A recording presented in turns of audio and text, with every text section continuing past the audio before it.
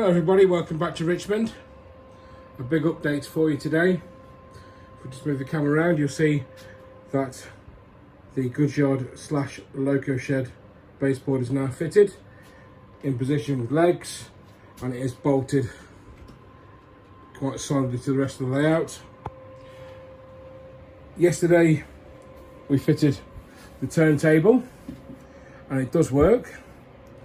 It's a Pico turntable.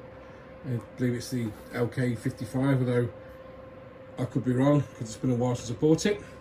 It is powered by a Loco Motec motor and gearbox, which does work quite well. It does stick every now and then, but it works fairly well. Moving on this way, you can see we started marking out the track for the turntable, and the Loco shed track will come around here, split into two. There'll be pits possibly. I'm just going to stick these tiles down a bit better. They're not the most adhesive tiles. Moving on around here, we've cut out a hole for this point. I need to fix a point measure to it in a moment. This track here is glued down. We've put some signals in place because I was bored earlier. We've wired up this head shunt so it now has track power. Around here, all the filler yard tracks are now live.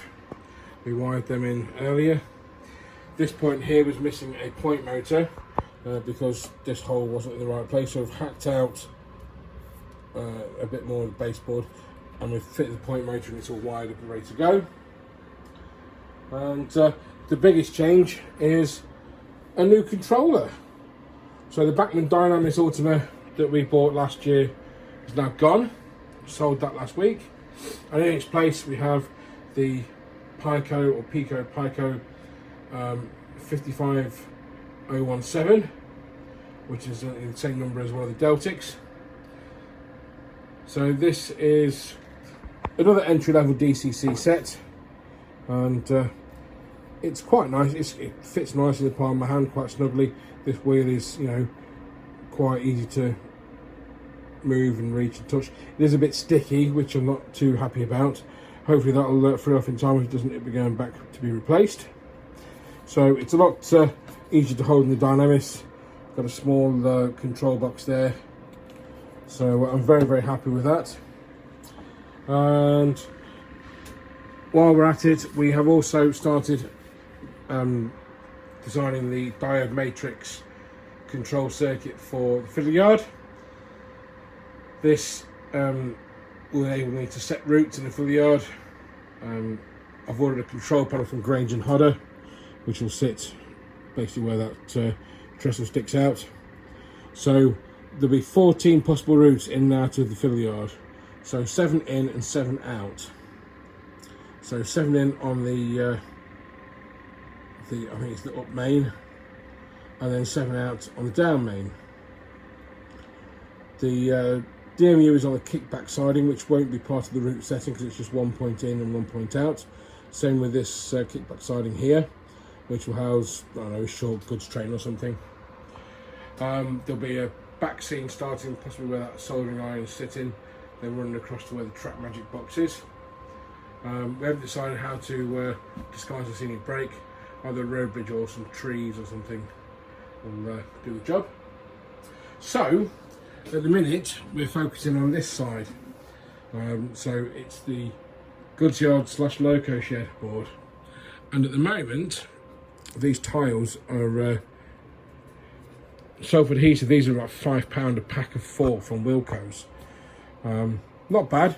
The rest of the tiles on the layout were £11 a pack from the range, which are a bit stickier, but the cork is a lot coarser. So the cork needs a lot finer, so it's meant for sort of notice boards and that sort of stuff. Although they don't stick down as well as the stuff in the range. Now, we haven't stuck all the cork tiles on here because I'm going for cold drops here, so I wanted to get a few millimeters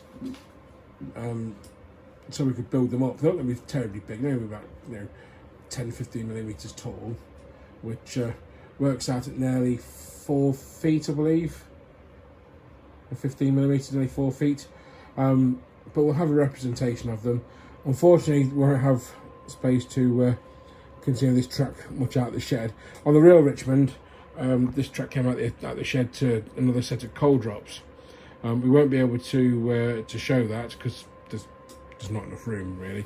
There's only like 2.5, 3 feet from here to the other baseboard, so we're not going to bother with that.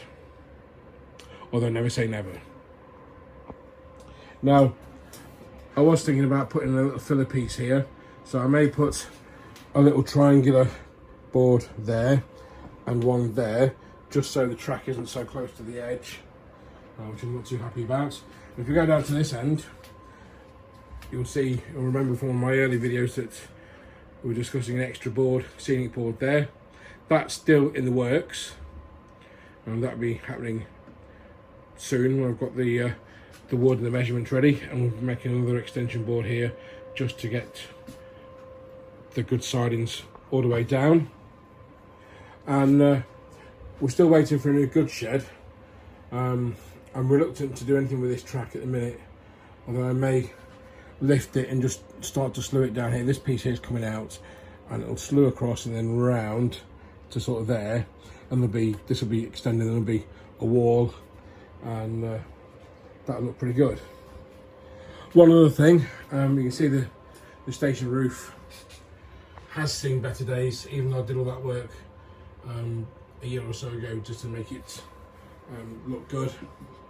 So I will be taking the decision at some point whether to replace the station roof with a new one and to include some interior detail, because that one's past its best. It's only been made from sort of card or Bristol board or whatever, and a bit of wood and some clear plastic card, and yeah, well, it's stood the test of time. It's 45 years old, so maybe it does need a little bit of TLC and bite the bullet and replace it.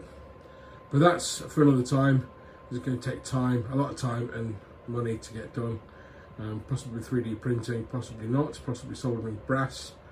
Though I'm not too happy about that because I'm no good at it. I suppose there's only one way to learn, and that's to crack on. So speaking of cracking on, tonight we're going to start by fitting that point, laying the track to the turntable, then laying some more track and points. So next update we should have most of this in. We're waiting on one more point for the Loco shed. I'm still of 2 minds whether to fit the inspection pits. I may fit them, I may not bother. We'll decide that when the other points come from the Loco shed. Excuse me, sorry, tired. I've been doing this all day. And one other thing, if I find it, we pan around here. This Loco here is my Hornby Thompson L1.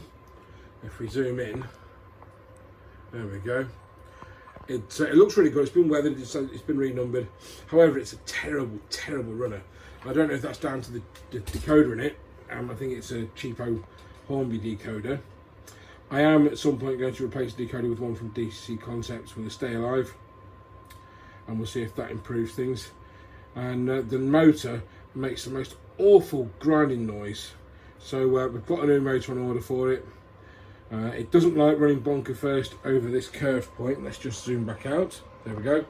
Back round to this curve point here.